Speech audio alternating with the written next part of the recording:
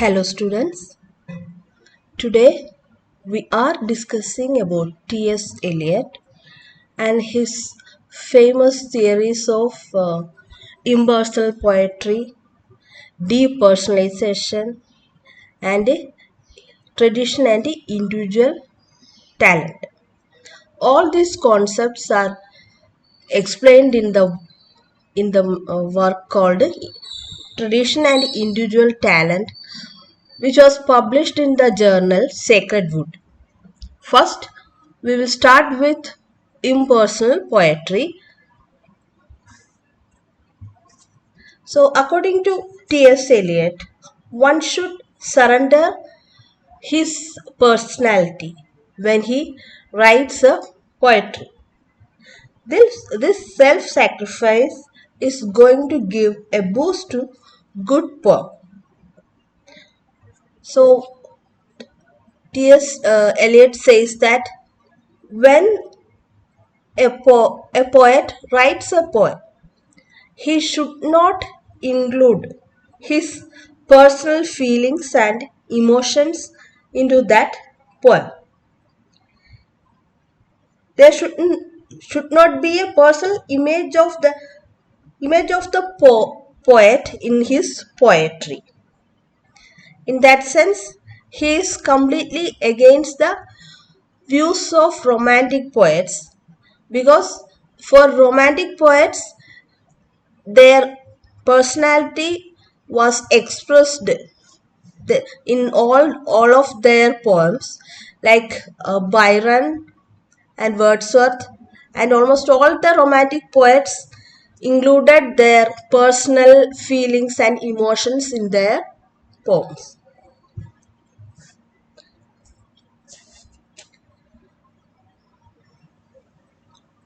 So we can say that a poem should be objective. For Eliot, a critic should not look into the personal and historic backgrounds of a poet. That's why he is calling that poetry should be an objective one. In this sense, we can say that T.S. Eliot is a no critic, because according to him, a critic should not inquire into the historic and personal backgrounds of a poet.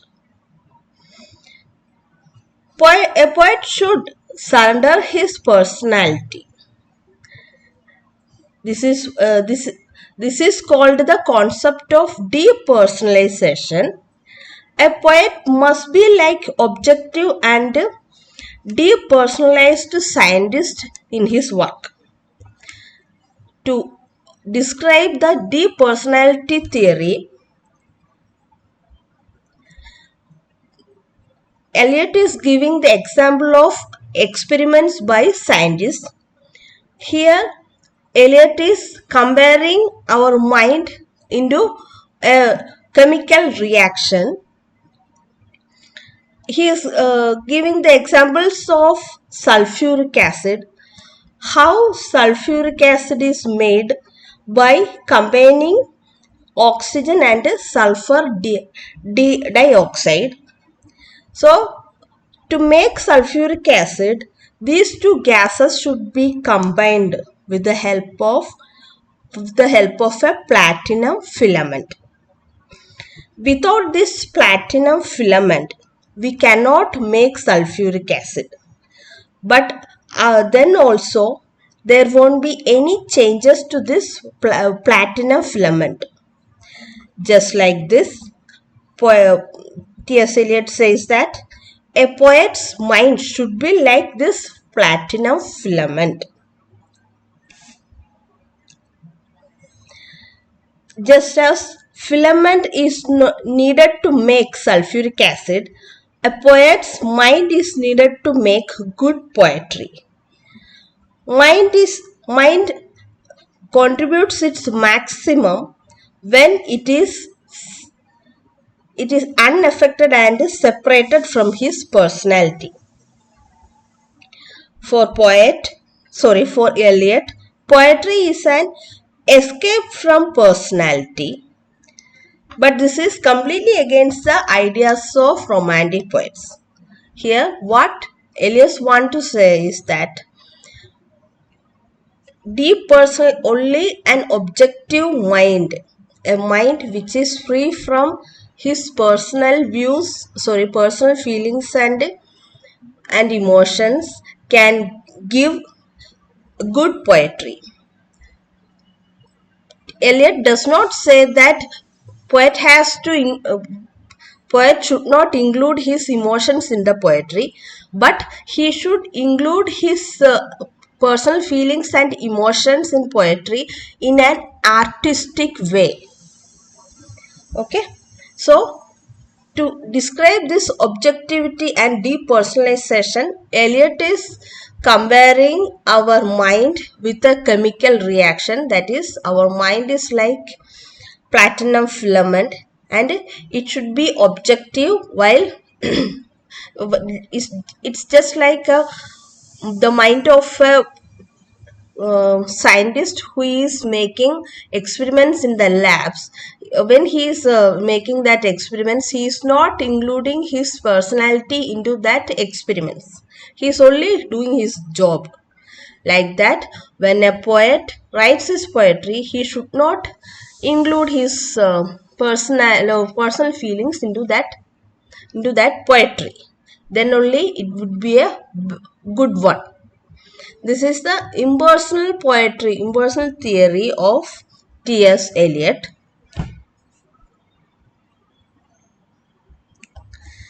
Next is tradition and individual talent.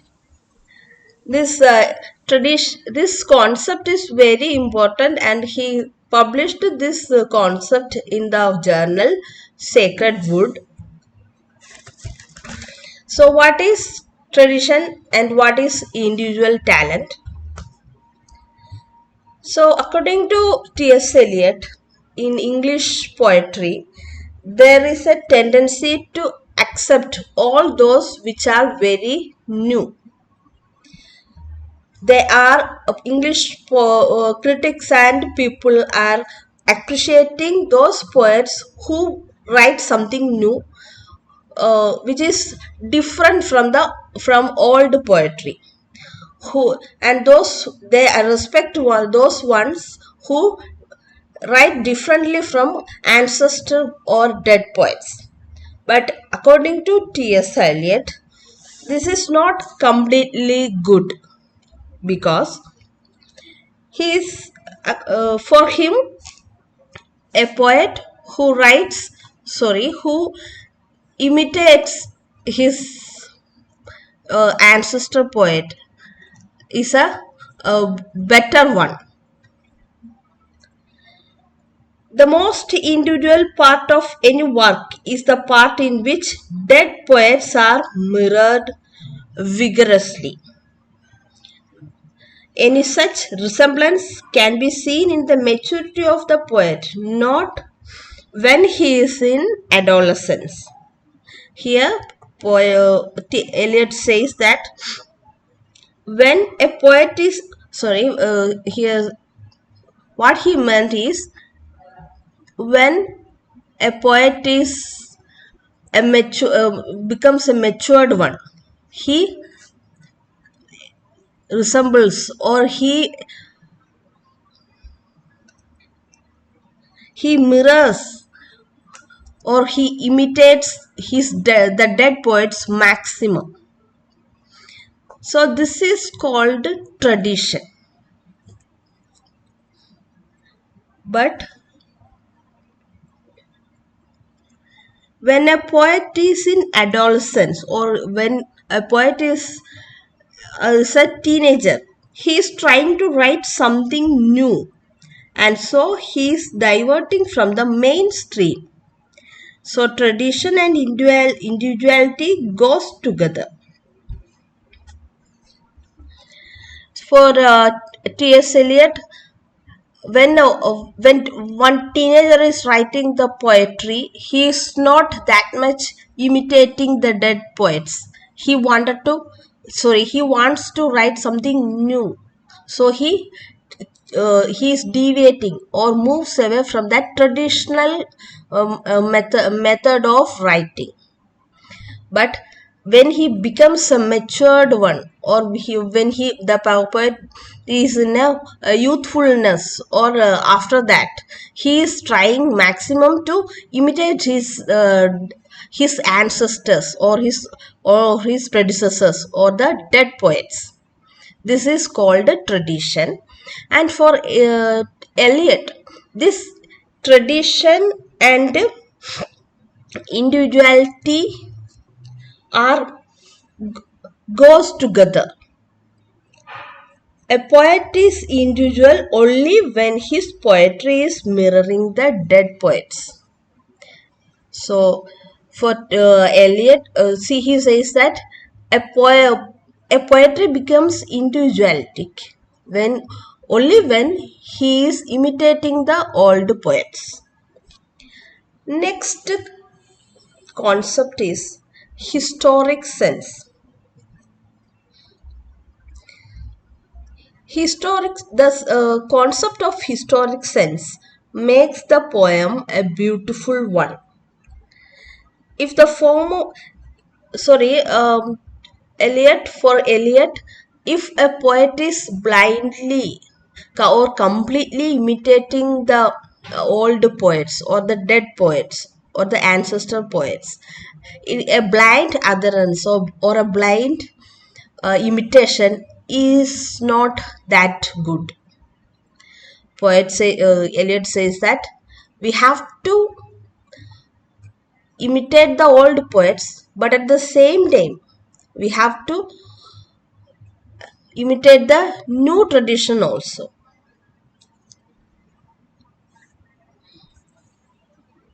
If you getting away from a blind adherence of the old poets is not good, but if we are getting away from traditional poetry, if we are not following the old poets, that is also not good. If we are deviating from the traditional path, then that poetry becomes we cannot say that poetry is individualistic. So for Eliot, tradition is not a blind following of old poets. So for then what is the definition is given by Eliot for tradition is that tradition is not inherited. We cannot get it by inheritance, but we can get it through great pain, great labor. Only through great efforts we can get tradition. It's not a blind imitation of old poets. In order to get that sense of tradition, we have to follow that historic sense. So what is historic sense here is that historic sense forces a man to write not only with old generation, but with the whole age of English literature. This historic sense gives the feeling that poetry from the period of Homer and the whole literature of his own period has a simultaneous existence. That means through this historic sense, poetry becomes more beautiful. So what is historic sense? Historic sense gives the impression that old poetry, that is the poetry from the period of Homer, and the poetry in this new generation are equally good. This is the feeling of historic sense. So this sense of equality gives the new poets to write more good poems, better poems. They are feeling that the poetry from of this new generation and the old poetry of old generation of from the period of Homer are equally good. So historic sense harmonize timelessness and a temporary period. This sense goes together with the with old and new types of poetry. It gives the feeling that both are equally good. This makes the poem traditional. At the same time, it makes the poem a better one also. Tradition is not here. So, Elias is not saying that tradition is a negative one, but he is saying that tradition is a positive one. He is giving the impression that it it gives a boosting up for the new poets. But this is not the this idea of Eliot is completely against the ideas of Harold Bloom. Harold Bloom said that he picturized tradition in a negative way, but T.S. Eliot is saying picturizing it in a positive way. All except Harold Bloom, almost all the English poets gave the impression that tradition is a good one. So Eliot says that we have to value a book in contrast and comparison with dead writers. Past and present need to be go together. So this according to T.S. Eliot, when a critic is comparing a book, evaluating or criticizing a book, he has to compare and contrast this book with the old and new generations of poets. Then only we can say that it's a good poetry. Thank you.